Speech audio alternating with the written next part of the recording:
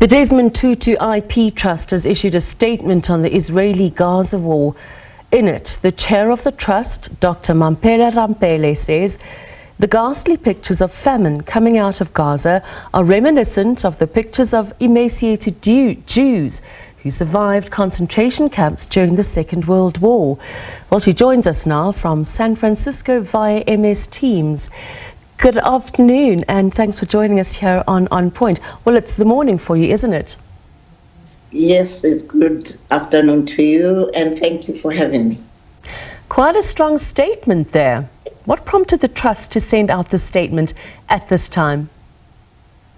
Because the world is silent in the midst of one of the most disconcerting genocides that is being committed in the name of protecting Jews.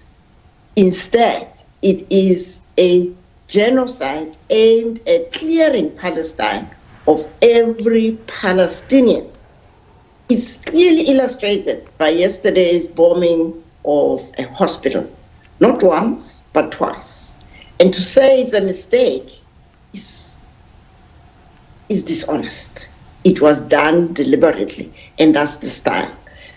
What we as the Trust would like to hear is the world standing up to say this is not what humanity is about, particularly from descendants of people who were themselves subjected to this kind of genocidal behavior. It's up to the Jewish people, particularly the people of Israel, to stand up and say, this man, Netanyahu, is not representing us, and we want to have new leadership. They have to do it, but the world must not be silent. Dr. Mamphele, I appreciate your sentiments on that. However, how does your statement likening the famine in Gaza to the Holocaust, do you not see that as provocative? What provocative? It is a Holocaust. But how can you compare them? Why can't I compare them? Because they're different. They are different. They are different. Why can't you separate them? And I'm not saying Gaza isn't horrific. It is horrific. But comparing them, and it almost undermines what the Holocaust was all about. The Holocaust happened, and the Holocaust will continue to happen in different forms for as long as we make criticizing this kind of behavior a holy cow. It is a Holocaust by any definition if you look at the deliberate attack on children, on women, on unarmed citizens, and the starvation, using starvation as a weapon of war. Tell me what that is. How different is it? I'm not disputing what you're saying, that it's not a genocide. I'm not disputing that. That's not for me to decide. But why do you think it is appropriate to compare what happened in World War II to what's happening in Gaza? Because they are different. I think we need to focus. I think we need to focus what's happening in Gaza because it's different to what happened in the Holocaust. It's almost like you're undermining what happened in the Holocaust. What happened in the Holocaust was a people, the Nazis, who decided that the Jews have to be exterminated. It's the same thing. No. How many Jews were exterminated? Millions. Millions and thousands are still human beings. They are human beings. I'm with you. Do we have to wait for 6 million people to be killed before we can call it this what it is? It is by tolerating the killing of one person, 2 children, 10 children, that it adds up to 6 million. Yes. If we are waiting for 6 million, then humanity has no right to call itself human. Because to be human is to feel the pain of every person as if it was yourself. And so we are using this comparison, particularly because the atrocities are being committed by descendants of survivors of that Holocaust. And so if we don't do that, it's the same thing in South Africa. We had a horrific experience. We can't say because we haven't yet starved or denied healthcare or denied education to X number of people, therefore this is not a tragedy. It is more than a tragedy. It is more than a genocide because it is a deliberately drawn out war that is a war on civilians with the intention to exterminate a people. That is what moves us. And remember, we quote the Archbishop 11 years ago. 11 years ago, yes. He felt exactly the way we are feeling today, which means that he was not heard. Yes. And if you are going to quibble over whether this is worse than the Second World War, this is the 21st century.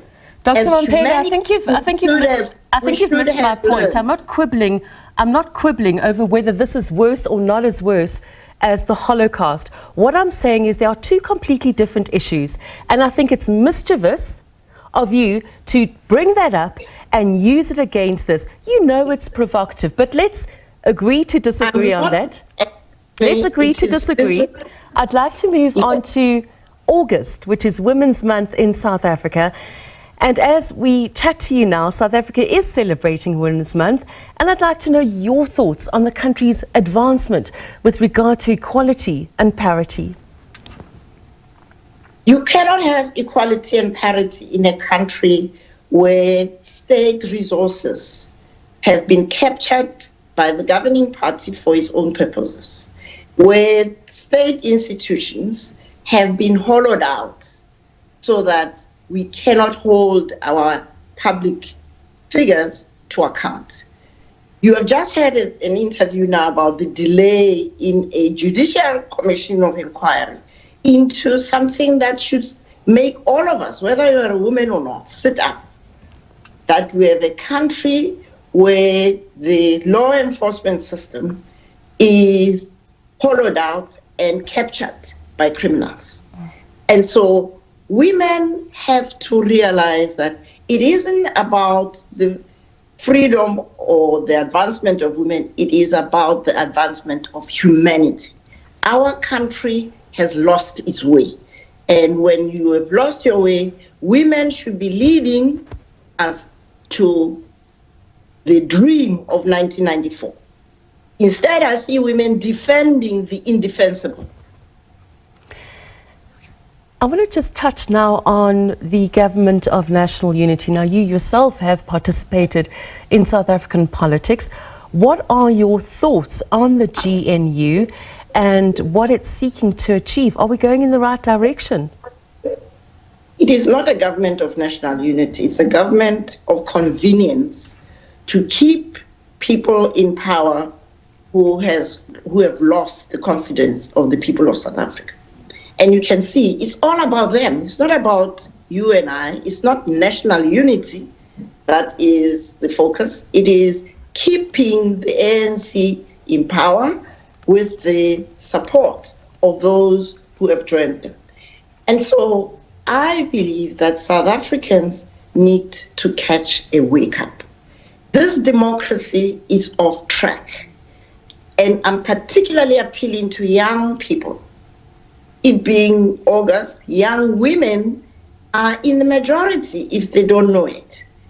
And they have to stand up like the young people in Botswana stood up, the young people in Namibia stood up behind the new president of Namibia. We have to stand up as citizens of South Africa and have a government worthy of the sacrifices of people who died for freedom. And so at the same time that we are raising our voices correctly as South Africa against the genocide in Palestine, We South Africans must raise our voices against the silent killing of thousands of people because of the breakdown in the governance of our country under the African National Congress. Speaking of the government of national unity, our government and the United States, the White House if you wish, relations are unstable. They're on shaky ground. How are you engaging with this conversation while you are in America at the moment? Thank God I'm on sabbatical. I don't engage in those conversations. The problem is not the United States or South Africa. The problem is that South Africa should have, instead of going to the White House cap in hand, should have called together a meeting of the AU and said to fellow African leaders, how do we stand up against a bully in a situation where the African continent has all of the resources the world needs to deal with all the challenges of climate change and many others. We have the youngest population profile as a continent. We are not leveraging our strengths. We go cap in hand and we will be treated with the disrespect that we saw Trump treating our president. And so I hope this is a lesson for us to know that we have to work with fellow Africans. There's been a talk for a long time about the need for enhancing intra-Africa trade. This is the time for it. Instead of spending time worrying about what people in Washington and other places think of us, we've got to think about how do we position ourselves as the mother continent with all of these resources to be able to shape the future we want, not the future shaped by bullies. And would you say that South Africa needs to possibly focus more on its relationship with its BRICS counterparts?